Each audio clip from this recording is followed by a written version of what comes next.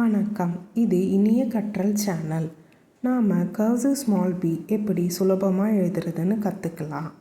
முதல்ல கீழே இருக்கிற ப்ளூ லைனில் ஆரம்பித்து மேலே இருக்கிற ரெட் லைனில் இருந்து கீழே இருக்கிற ப்ளூ லைன் டச் பண்ணிவிட்டு மேலே இருக்கிற ப்ளூ லைனில் ஒரு சர்க்கிள் மாதிரி வரைஞ்சிட்டு மேலே இருக்கிற ப்ளூ லைனோட எண்ட் பண்ணிக்கோங்க. இந்த மாதிரி எழுதிட்டே வாங்க.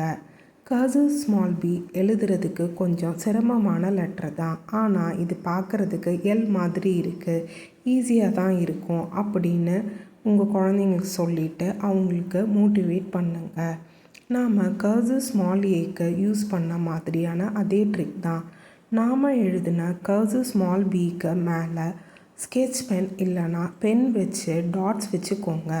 உங்கள் குழந்தைங்களுக்கு எப்படி டாட்ஸ் வச்சா ஈஸியாக இருக்குன்றதை யோசிச்சுட்டு அதுக்கேற்ற மாதிரி டாட்ஸ் வச்சுக்கோங்க. டாட்ஸ் வச்சதுக்கப்புறம் அதை எரேஸ் பண்ணிடுங்க.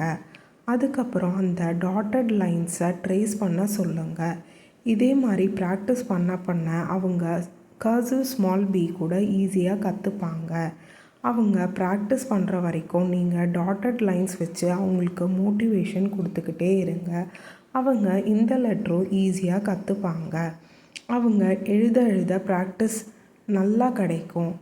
அப்புறம் அவங்களுக்கு ஓகே, நம்ம இந்த லெட்டர் கூட ஈஸியாக எழுதிட்டோம் அப்படின்னு நினச்சி ஹாப்பியாக இருப்பாங்க. ஜாலியாக எழுதுறதுக்கும் ஆரம்பிச்சிருவாங்க. அவங்க எழுதுகிற வரைக்கும் நீங்கள் மோட்டிவேஷன் என்கரேஜ்மெண்ட் கொடுத்துக்கிட்டே இருங்க.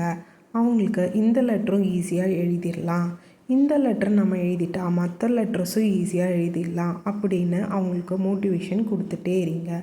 Happy learning. தேங்க்யூ.